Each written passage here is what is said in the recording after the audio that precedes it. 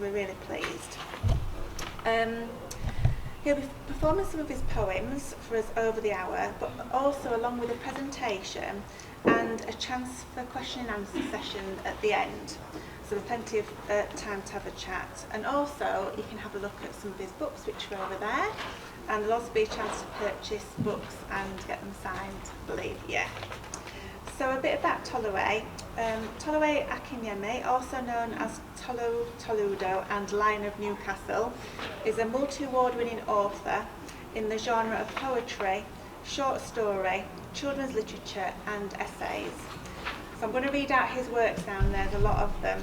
His works include Dead Lions Don't Roar, poetry, Unravel Your Hidden Gems, essays, Dead Dogs Don't Bark, poetry, Dead Cats Don't Meow, poetry, Never Play Games with the Devil, poetry, Inferno of Silence, short stories, A Beautiful Love, poetry, Black Does Not Equal Inferior, poetry, Never Marry a Writer, poetry, and Everybody Don't Call a Mental, poetry. I wear Self-Confidence Like a Second Skin, that's children's literature, that's the yellow book on the left there, which I'm going to have a look at in a minute. I Am Not a Troublemaker, children's literature. Born in Lockdown, so very present. I mean, your poetry is so present, isn't it? Yeah. Poetry. And that's, I believe, just come out in September, that one. Yeah. And then next year you've got A God in a Human Body, which is going to be coming out January. Yeah. And finally, You Need More Than Dreams, which again is coming out the year after. Yeah, coming January 2023. Then also City of Lost Memories. Right. Yeah, so City of Lost Memories, August 2022. Yeah. Then in March 2023, The Morning Cloud is Empty. So those are also poetry as well. Wow. So you've been busy during lockdown, haven't you? We all know what you've been doing during lockdown. Super busy. And I know we've got a couple of poets in the audience tonight. I'm looking at Brian Keith there, and a couple of them have been busy writing poems in lockdown. Brian, haven't you, as well? You've done quite a few poems in lockdown. So, yes, I'm looking forward to tonight, looking forward to the next hour. So welcome. And I'm handing over to you now. Thank you very much. Thank you. Good evening, everyone, and thank you to the Havering Libraries for inviting me over. It's a great pleasure to be here and to be part of the Havering Literary Festival 2021. So I'm super grateful for the opportunity as well. And good evening, everyone. Thank you so much for your time, for coming along tonight to enjoy a great session of literary conversation and poetry performances and readings tonight. Like you've had an introduction about me, Tolu Toludo, the Lion of Newcastle. And what I do for a living is writing. Writing gives me joy. So tonight I will be talking about, so before I do that, so I also have a publishing imprint, the Roaring Lion Newcastle Limited, and we have one of our authors here tonight as well, Fumi Koka, author of Letter to Lily. So these are some of the books that we published at Roaring Lion Newcastle. These are some of my own titles that we mentioned already. So tonight I will just do a short presentation on cancel culture, the birth of a voiceless generation. So basically, when we talk about cancel culture, I could have also titled this "How do we cancel culture?" So that could have been an apt title for this presentation as well. But the title tonight is Cancel Culture, the birth of a voiceless generation. So basically, for cancel culture in the 21st or in the present day time, it's a form of ostracization in which people, that is every one of us, people, celebrities, public figures, are thrust out of social or professional circles, and because they could have committed an atrocity in times past. So we have a situation whereby people are cancelled for holding an opinion, for expression of their thoughts, or even for any form of misdemeanor. So that is what the whole idea of cancel culture, and it could be through boycotts of their works, or probably, people being deplatformed based on having an opinion or expressing a particular thought, or misalignment of opinion as well. So I could express my views that the mob, so it's also like the mob culture as well, where everyone goes after people for expressing their thoughts, for expressing their opinion. So what we say is that people are now cancelled rather than allow justice to take its full course. And that is the reality of our times. And so basically, it is a way of withdrawing support from people, from brands, from products, from celebrities, because someone has, in the court of public opinion, we assume that someone has stepped out of line. But why have we become irrational people in the 21st century? Why is it like people are not confident to like express their opinion before you express that thought, or before you post something online? You want to take extra care just to be sure that what you are putting out there is not going to offend someone else. So that is the whole idea. And as writers as well, for a writer, and for the poets in the house, for the writers in the house, it's something that writers face as well.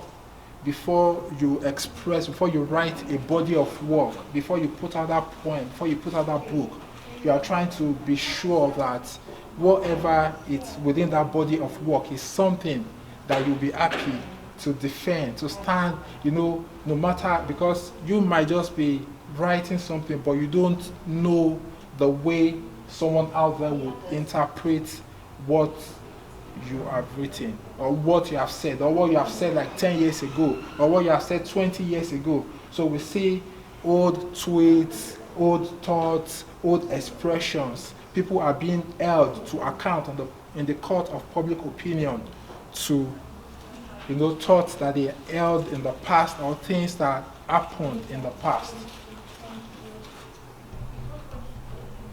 So, and I just articulated a few points to say, why is cancel culture trending? Why is cancel culture, why is it trending? So we have intolerance in this day and age for expressing an opinion. People do not really tolerate another person's opinion or another person's judgment. We are quick to judge. We are quick to throw people under the bus for expressing an opinion, for thinking in a particular way. I also talked about lack of empathy. So the world we live in today, a lot of people are not empathetic towards the other person.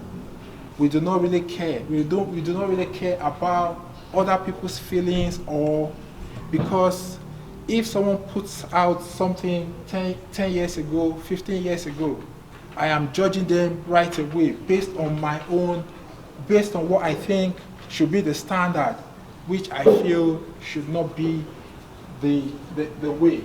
So another reason why cancel culture is trending is because of public perception. We want to sound correct, politically correct. How will we try to pander to public perception. So if someone has said something, we now equate ourselves to some sort of lord, some sort of moral judge who knows what should be right and what should be wrong. So that is one of the reasons why cancel culture is trending in this present day and time. I also talked about alignment with popular culture. So part of the reasons why cancel culture is trending in this day and time is because everyone wants to feel among. We want to jump on the bandwagon. We want to check the algorithm on Twitter, on Instagram, what's trending, and we want to lend our voice. So we see people just following the bandwagon, herd mentality. People do not have the time to like process their own ideas, process their own thoughts. Everyone just wants to flow in a particular direction. Then also another reason why cancel culture is really trending at this time is there is little or no room for contrary opinions. We do not give people the chance to like express themselves. So there was a case of the Nigerian writer Chimamanda Ngozi Adichie. She made a comment, and another Nigerian writer was found that comment offensive, and it was a case of I want Chimamanda deplatformed. I want her deplatformed.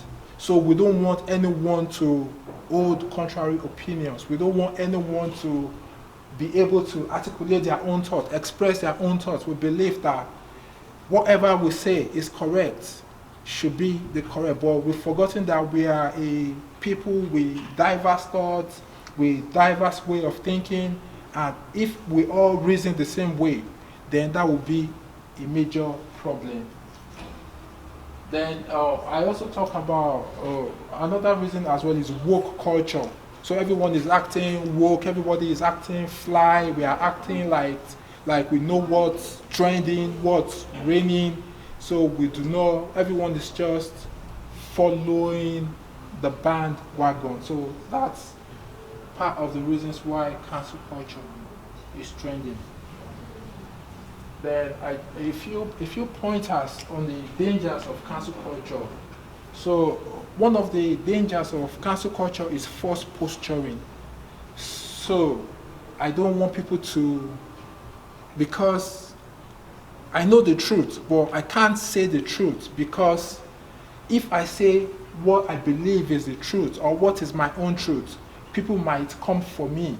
So we are all grandstanding, we are posturing, we are living like in a cocoon. We don't want people to know that we do not agree with this. So we just tend to like follow the bandwagon. So as writers as well, as writers, we take extra care, we take extra duty to ensure that whatever we are writing about does appeal to, not like we are pandering to public opinion. Like as a writer, I believe that as a writer, I would express my thought, I would express my feelings in a sensitive manner that would appeal to all audiences. So I remember sometimes this year, a reviewer reviewed my collection of poems, Born in Lockdown. And she said, I enjoyed your collection of poems, Dead Cats Don't Meow, but I don't really like this one because the author had an opinion. And I'm like, you don't want me to have my own opinion? And I believe that every one of us here as well, we have an opinion, we have our beliefs, we have certain mindsets that, that is a part of our life. And I believe that we should always, follow our beliefs. It's okay for us to believe, to have belief systems, to have opinions, and to be able to express ourselves without thinking of whose ox might be God. Yeah, so I would drop that down there.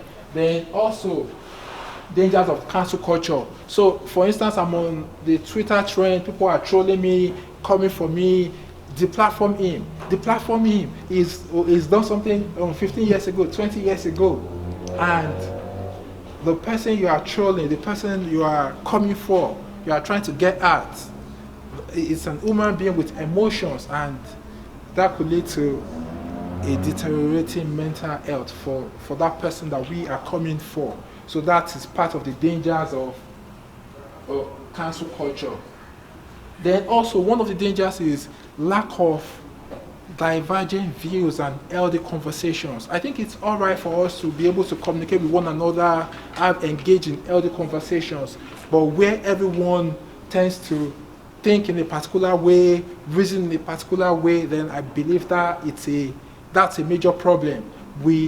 So cancel culture is eating at the heart of society, and this is something that should interest all of us because it's stifling healthy conversations, it's stifling healthy thought processes, it's stifling people to be able to express themselves without being judged by strangers who sit down behind the computer or behind their phone screens, phone keypads, and trying to bring that person down. So as creators, I think, as writers, as creatives, it's okay to have these kinds of conversations, to to talk about these kind of situations, because as a writer, how can I distinguish my art from my person? Should my works suffer for my deemed offenses or my past mistakes? Do my works have the right to be erased based on what I have done in the past or what I've done 100 years ago? So I think these are the type of conversations that creators, creatives, and everyone out there needs to talk about and needs to have. Also, one part of the dangers is obliteration of art and creative voices. So where a creator is the platform, for instance, you might have all your works taken off your streaming platforms, for instance. So the art is being erased based on the court of public opinion, not really based on maybe it's going to a court of law. This case is not going to a court of law, but because everyone online is saying cancel him, deplatform him, and everyone says, oh, we are removing him from our brand, or it cannot represent us any longer. So which I believe is part of the dangers that cancel culture does to society. Also, mob culture means irrational behavior. It breeds irrational behavior and lack of brilliant thinkers as well. Because if I know the mob will be coming for me as a creator, then I will just write what I want them to see. I would only want to pander to what people online. So that's still like what I talked about, false posturing. People do not feel comfortable to express their opinions. People do not feel comfortable to talk about what's hurting them, what's in their mind, because they know that they can be judged. So also, when part of the dangers of cancel culture is that we hand over control of our lives, control of our thought patterns. We hand it over to strangers, to people out there.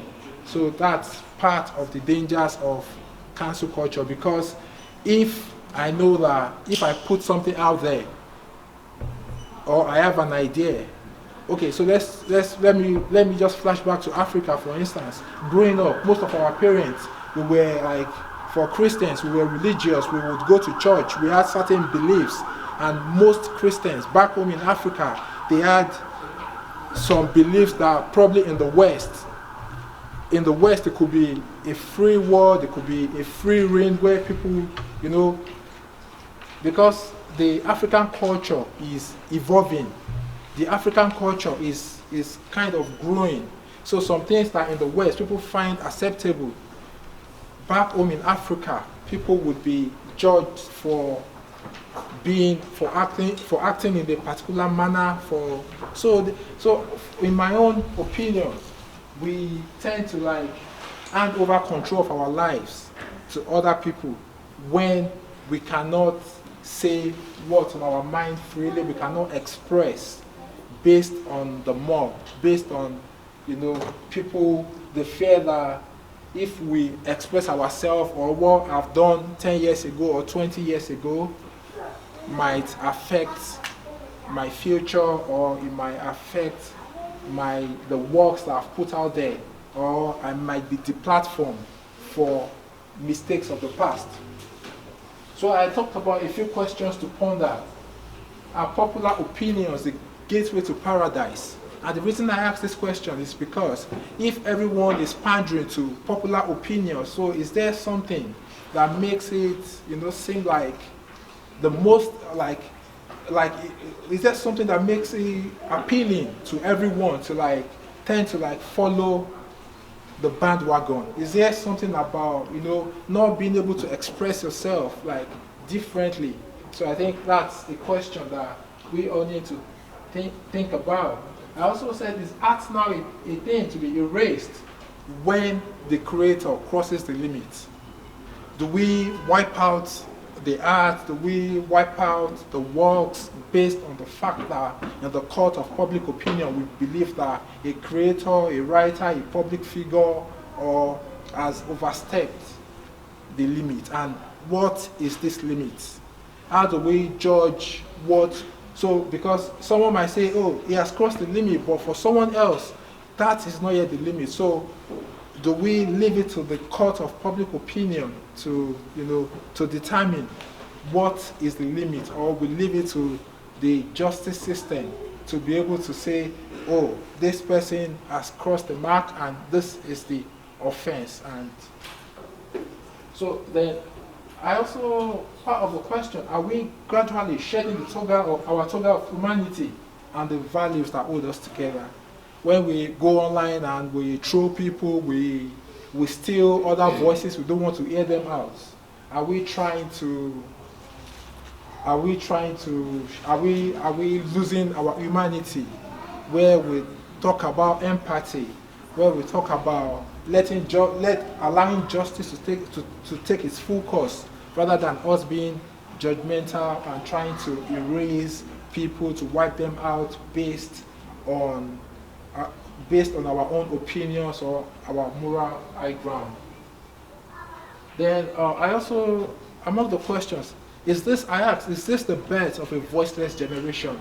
Because if I know that for expressing my opinion in a particular way, people might come for me, I might be judged, then I would rather just keep quiet, which still boils down to false posturing, rather than express my opinion. And people are coming for me or trolling me, or someone is digging up my old tweets or what I said 100 years ago, then I know that I will just stay in my place and I would rather not tweet or rather not express myself.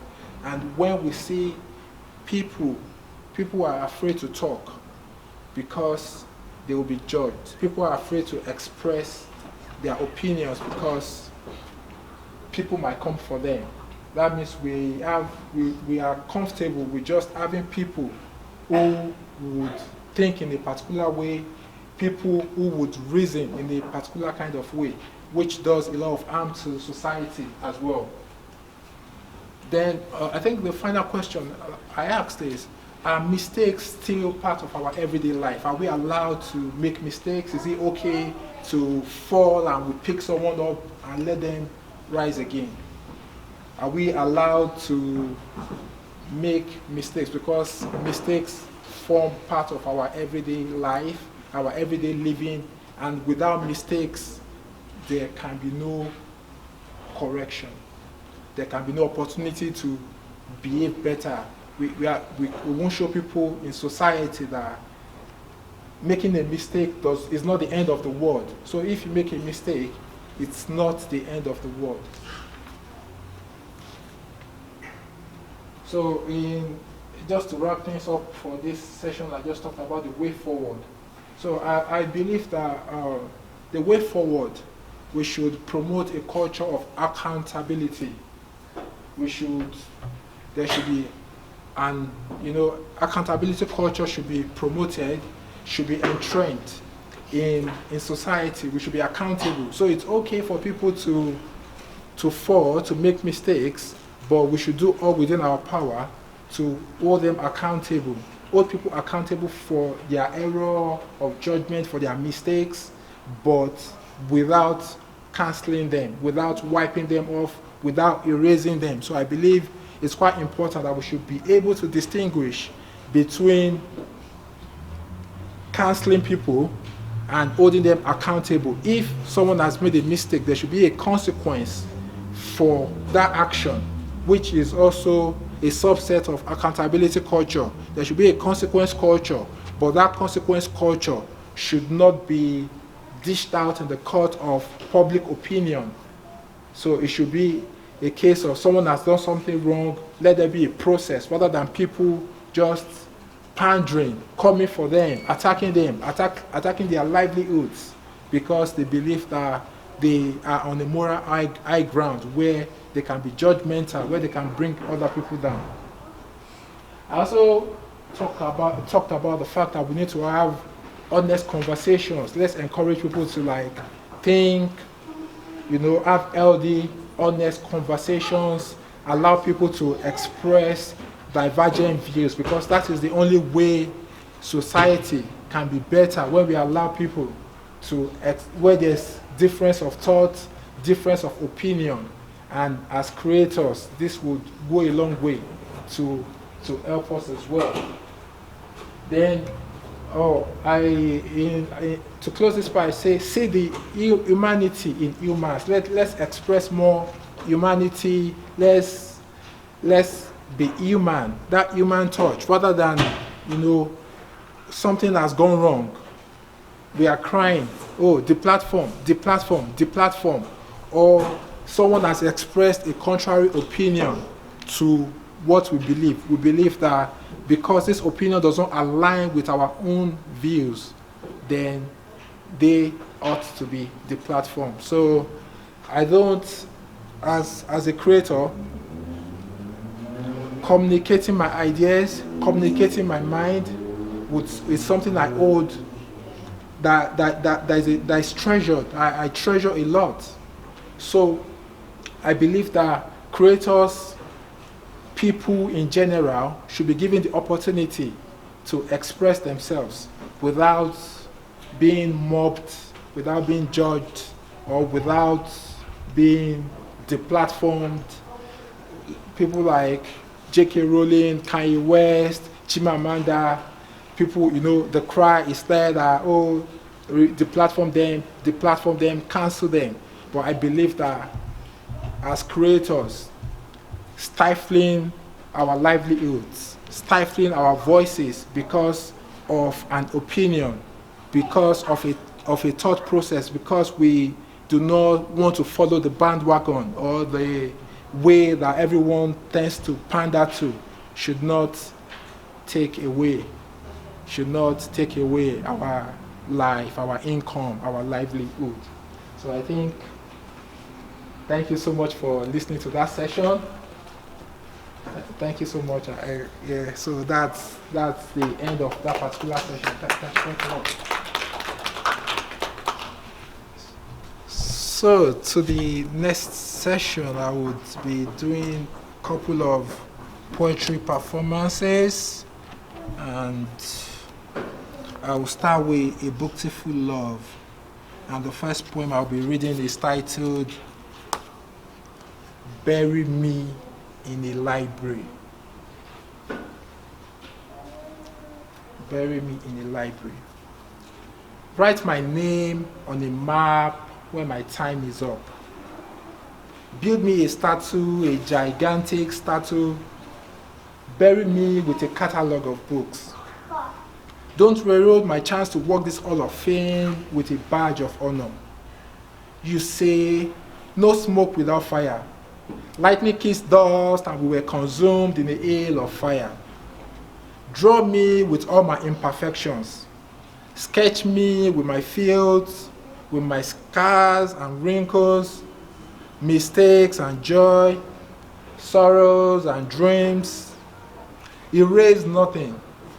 For when I go, I want to go clean. Write my name in the sands of time before my sun goes down and twilight arrives.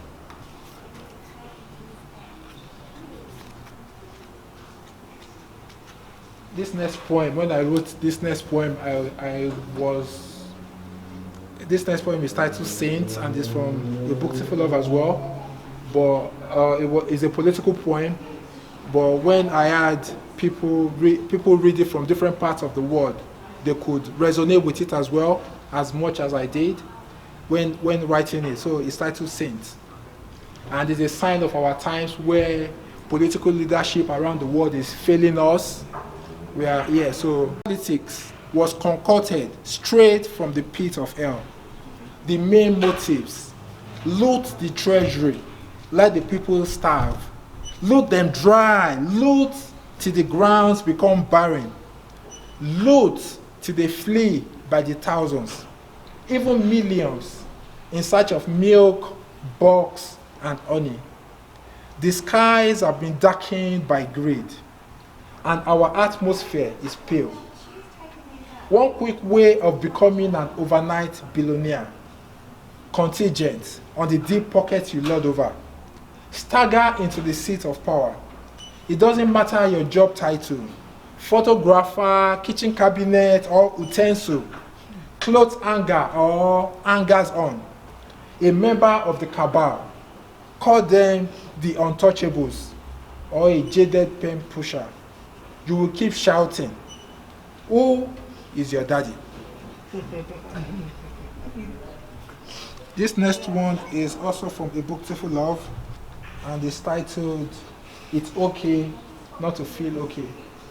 And at times, many times, people want us to believe that when you don't feel okay, it's not normal. But there are times that it's just all right for you not to be okay. It's all right for you to be, it's still part of the human process as well. The sun will not be shining on every day, and that is part of life, and we should come to accept that. So this poem is titled "It's Okay Not to Feel Okay."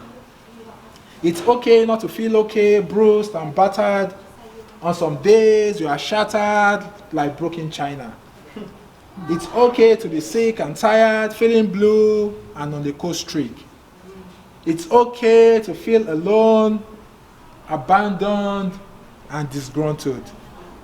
It's okay to let go the baggage of hurt, negative wind, and resentment that have found a home in your heart. It's okay to wither the debris that wrestles with your freedom. So the last one I'll read, I'll read two more from a book, Beautiful Love, before I go to the rest of the books. So this next one is titled Portrait of a Fake Friend. How do you draw the portrait of a fake friend? There is no one-size-fits-all approach to label a fake friend. Would they be those who own your closely guarded secrets to all and sundry? I do not know what it takes to wear the color of a fiendish smile. A portrait of a backstabber hung precariously in the home of a once-upon-a-time jolly body. I cannot write 1001 metaphors to label a fake friend. They could be likened to a grasshopper. Eat the grass and up away. I can tell the smell of a fake friend from a distance. So awful, like the taste of my mouth after crunching bitter cola. How do you draw the portrait of a fake friend? Run when you see their shadow in sight, as the portrait of a fake friend sends my spirit in flight. The next poem I'll be reading was written at the start of the COVID pandemic. So it's titled Isolation. So after this one, I will read another one, which is a form of a journey to the present time. So isolation. The waves of disruption swept us into isolation. We stayed home in trepidation behind jarred doors. Lou Rose became royalty, highly exalted, and the hunt for sanitizers left us blue and weary. Every new day, we grieved the dead, and every essential shopping trip was encapsulated with morbid dread. Our lives hung on a thread like a scene in the land of the dead. The sight of mass graves made every bread feel like a prized possession. We watched the news, and the news fed our hearts until the gloom crept from the screens into our souls, wreaking havoc so fatal, like mortal blows. Some governments wrapped their arms around flailing shoulders and protected their vulnerable, while some others showed their true colors, desecrate the commonwealth while the people cling to the strings of survival. Heroes were born, with some dying in active service. I will lower the flag at half-staff. Yes, they were sacrificial lambs on the altar of compassion in service to humankind. Conspiracy theories flew on wings. Closer racists went on a rampage. The crescendo of ignorance was intercontinental. New words like quarantine, social distancing, and stay home to save lives became our revival song. After this pandemic halts its bloodthirsty reign of pain and sorrow, we will learn to live in the way once known, without the horror of isolation. We will hold hands in reckless abandon. We will lock tongues and sway our bodies to new music. We will dream again of a future without the pain of isolation. Thank you. So I'll move to my forthcoming collection coming out in January, and this is A God in a Human Body, and I'll read a poem in this, and this is titled Thankful. The world was losing steam like a car engine overheating on the motorway. The sound bites from the news were jarring. Apocalypse came and looked the other way. We burst into a bubble of sparkling joy. This revival, we have no losers. We are thankful for the blue sky, still blue, the sunshine breaking into a bubble of delight, the moon rays, our basket of hope. The evil winds did not break us. We are the unbroken generation who survived a raging pandemic. This nostril blowing light winds is coming like the sea. Pause and reflect. Pause and cry. Cry and pause. Cry a bucket. Cry tears of joy. Cuddle your tears. Hope is here at last. Hope was never lost. Can't you see the connecting dots that kept our light aflame? I can see the flame in your eyes, the sheer joy erupting like a volcano, the beam of thanks pouring down like rain from the heavens. This poem would wrap itself in gratitude, breaking forth like spring fountains. Immerse yourself in gratitude with a roaring scream of thanks. A new beginning is here, new beginnings like no other, betting possibilities fresh as the morning dew. This cup of thanks needs no sweetness. These words on the page will resonate for a lifetime. How we chose the chorus of gratitude rather than sink under the throes of defeat. The next poem I'll be reading is a tribute to Newcastle. There's, for us and so many people, its home can be anywhere. And there are some places you travel to where you find solace, where you find joy, and that is what Newcastle has been to me. And this is a tribute to Newcastle, the city of my shining star. I have sojourned into cities that swept off the imprints from my shoe sole in an instant, as soon as it felt my flagging steps. Among cities, Newcastle was a temple. If Newcastle were a damsel, I would be roaring out and ear splitting. Will you say I do? Allow me to romanticize a city that brought out my flares from the rubble of ineptitude and set me on a high pedestal, roaring like a lion. I once fathomed within familiar territories that became extinct as the quest for survival tossed me to and fro, and I became a lesser being to those who once saw me as noble. A community of writers sheltered me in the days and nights were forlorn. Poetry was my anthem, and the verses my soul dances to. I hope you will find your Newcastle, your place of rest from all the baggage of slugging that made your once tender shoulders heavy. Newcastle was a city of my shining star, the city where the riddles, puzzles, and mysteries of my life finally formed like an embryo in an ovulating woman.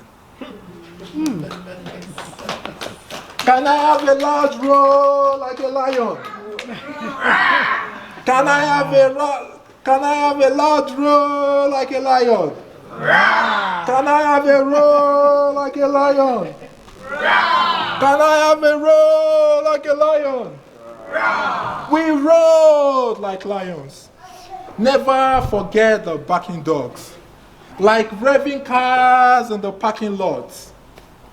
True kings don't car. They stand tall like the Burj Khalifa, reaching for the sun like a flower. Let me water you into your own promised land. Bloom in the morning, radiate at noon, shine brightly with the evening moon. Unleash your creative juices like Fela, the king of Afrobeat. Let me saturate you with my words, raw and voice. Let the lion in me fire you awakening shots to wake up your giants. Let my life be the torch that will spark you into your own revelation. Let these verses evoke emotions so deep. Remember, sleeping dreams do no good. Paper warriors are mere artifacts. Pour out your greatness like libations. Let my books and flowery cantors intoxicate you till you stagger into your own greatness. Reminisce on this all day long. Then lions don't roar. Roar! Roar! Roar! And don't stop roaring. I'll round up with a poem which is titled Creative Voices, and this will be the last one before we go into the question and answer. And it's titled Creative Voices, which is an offshoot of my earlier presentation. It takes years of grind and sweat to build a legacy untainted. But the implosion of this woke generations teeters on the realm of false illusions. I have 1,001 things to say, but the raging mob with sticks on my doorstep makes my larynx crackle into folds. My voice is imprisoned in the woke court of popular opinion. How do you string these words without being controversial? Submerge your creative voice in the ocean of popular demand and kill your conscience with political correctness. I wanted to tell creatives that their voice is the hope of the hopeless. I wanted to tell them to color the sky with their truths. But every time, my mind wanders to the raging mob. I shed a tear for the death of truth and free speech. Can I have a loud roar like a lion? Can I have a loud roar like a lion? Can I have a loud roar like a lion? Can I have a loud roar like a lion? And that's quiet. One final roar. One final roar like a lion. Roar. Thank you.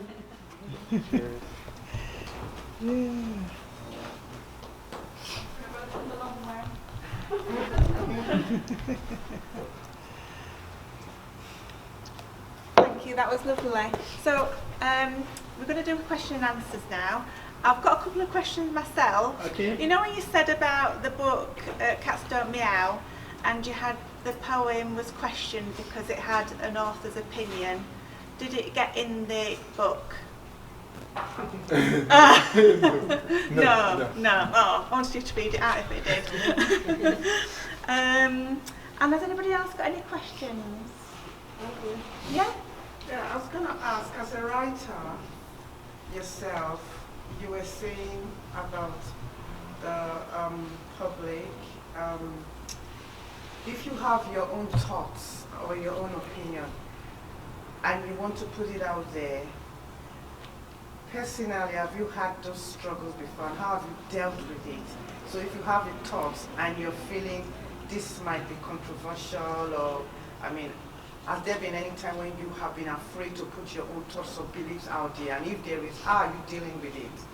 Yeah, so, yeah, thank you for your question. Yeah, so I believe that, well, for me as a writer, I know there are particular subjects and topics that I know that if I delve into might be controversial. So I ensure that if I'm addressing those topics, I address them in a sensitive manner.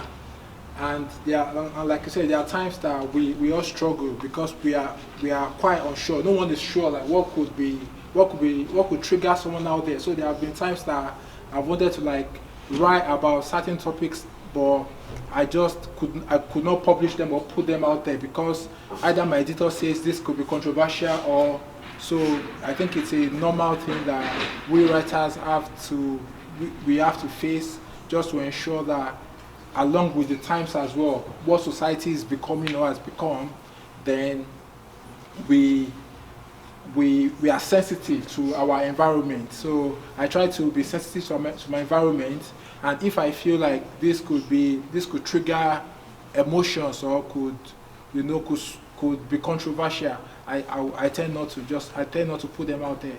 But it is what society, and that is the freedom of expression now is being swallowed by the fear of expression. So most times people have this thought, these differences in opinion, but they are afraid to put it out there because it's not what.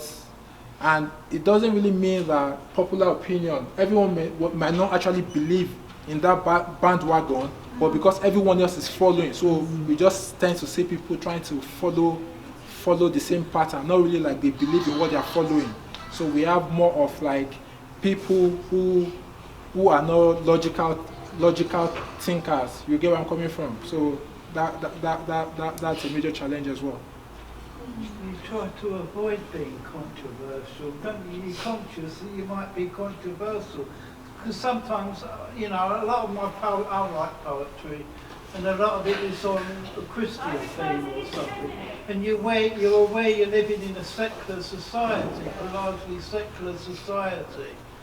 So you tailor, so when I'm with an audience, I tend to not read the Christian poem.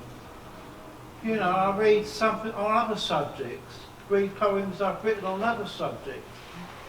Yeah, so you tailor what you read to what you think the audience is thinking. It's denying your identity. It's denying your identity. Yeah, so that's why I talked about like being sensitive as well, understanding where you are, which community.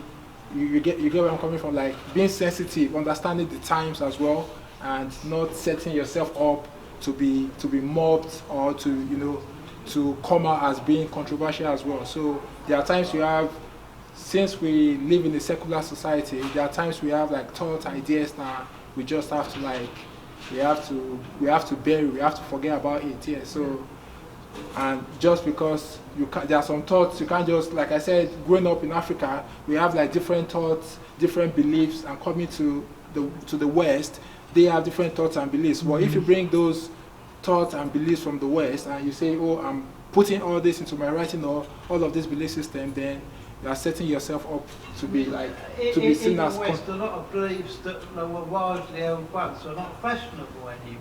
They're not fashionable anymore, are they? Yeah. So, but if you pull yourself out there to say, oh, this is what I believe in, and you are judging people based on that, or you are putting that out in the book, then you could set yourself up for controversy. Sometimes I'm reading to people, and sometimes I feel like saying, oh, I couldn't care less what they think, I'm going to read it anyway, whether they like it or not, whether it's controversial or not.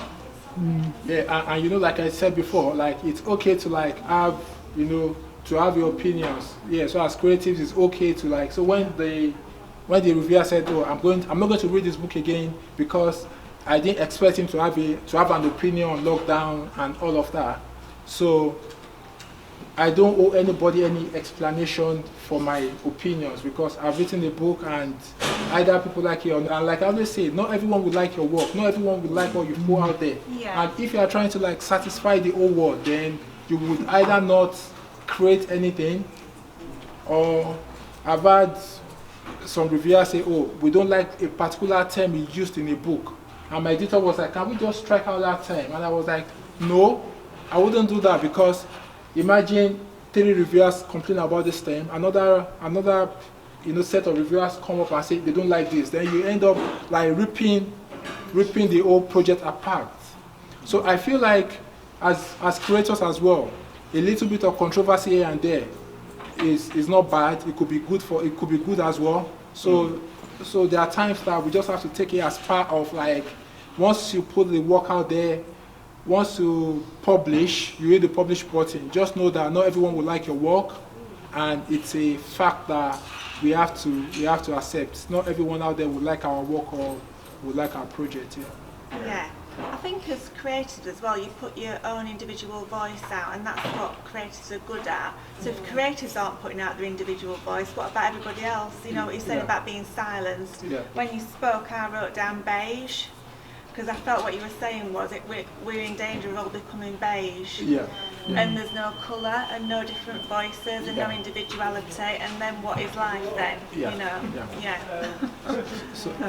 Yeah. So life will be, if we all reason the same way, we all think the same way, we all believe the same way, then life would not really be colorful. So, and I think as creators, as individuals, as a collective, we must continue to amplify our voices. We must continue to speak out. We must continue to like not be afraid. Like, just do the work, put the work out there, and don't put it out thinking of what people will think about my work. Because if you are looking for a perfect project to put out there, then you would rather not do anything. Because if you are waiting for a book that would appeal to the whole world, because everyone has their own separate set of opinion, what they believe in. So I don't really allow that to, you can see from the table out there, I just put my work out there and try as much as possible to be sensitive while still holding my own values there and my beliefs there. Yeah. Thank you. Any more questions? Good evening. What was your first book, and how did you get it, or your first poetry book? How did you get it from the ideas, and then you wrote them down to get them published? Yeah, so the first book is titled Dead Lions Don't Roll. Dead Lions Don't Roll, a collection of poems.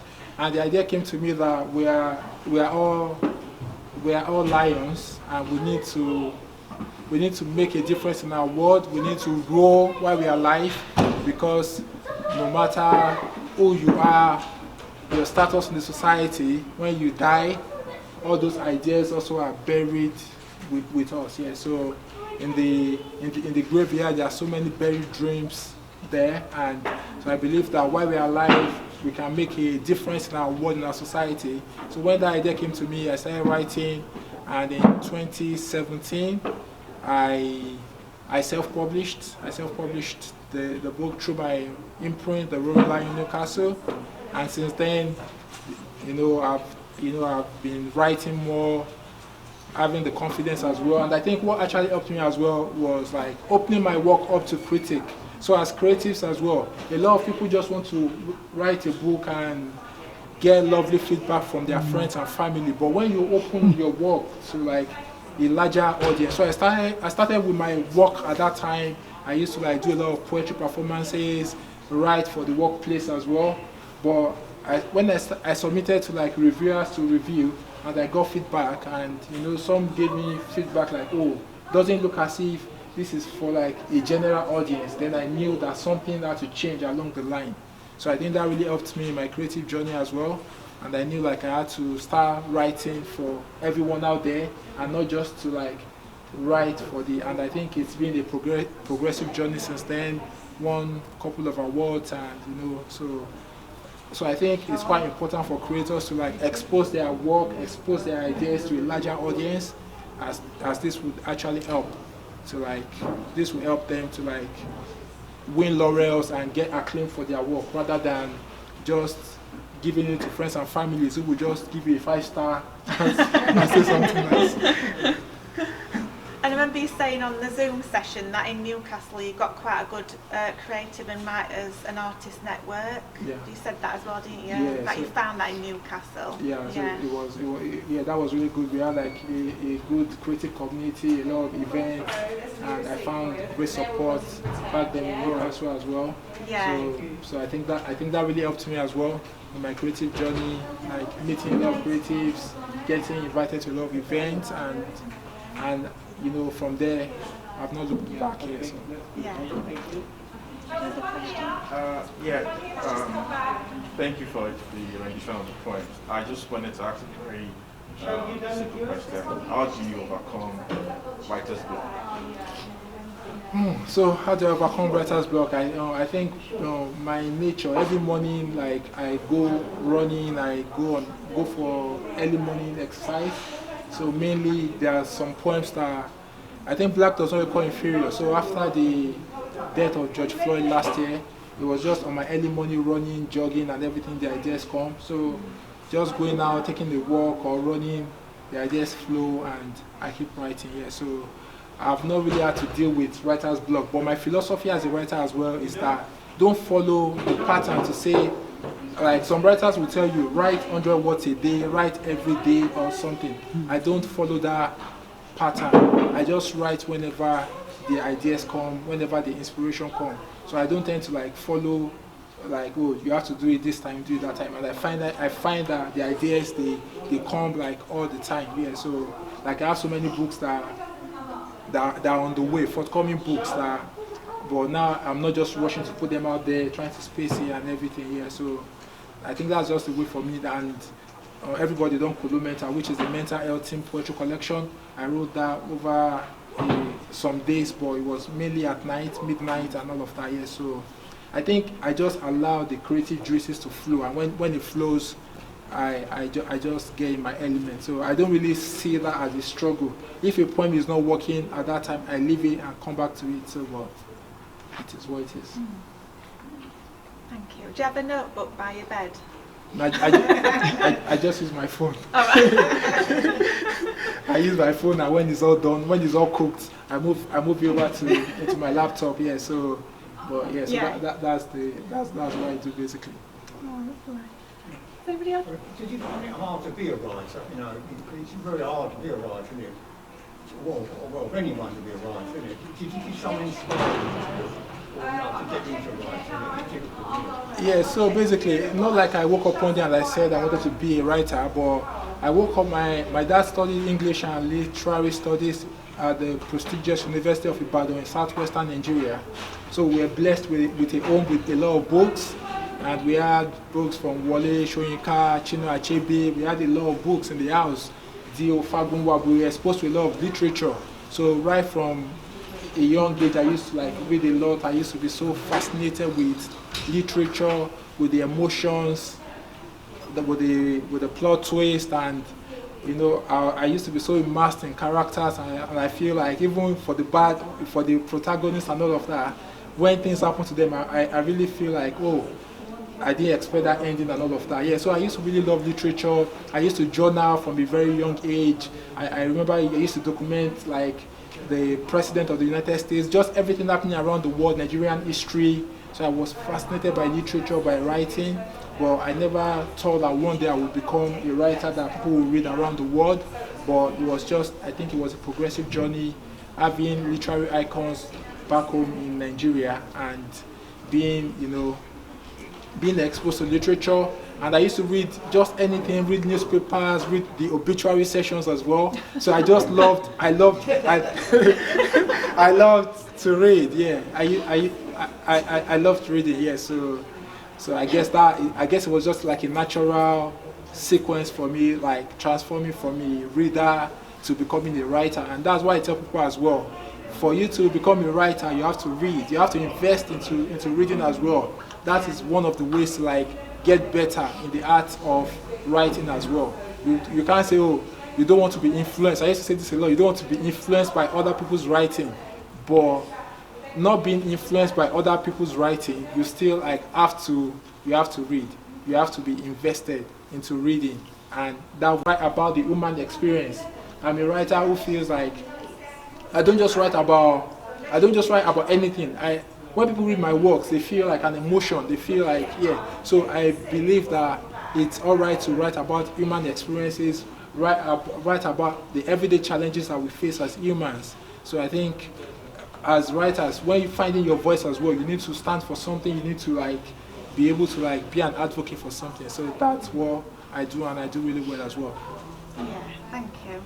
And I think that's a lovely place to end, actually, because we're in a building that's all about reading for pleasure. Yeah. And we've just been on a conference last week saying how important it is for children to read for pleasure, read things that they're interested in, anything really, you know, and how amazing that is in their life.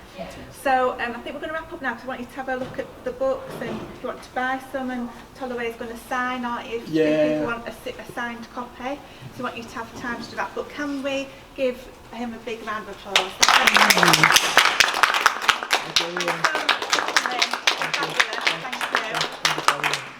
And thank you all for coming out on this night with what's been going on in Romford as well. Thank you very much. And don't forget, with the tree up, some of them books will make amazing Christmas gifts.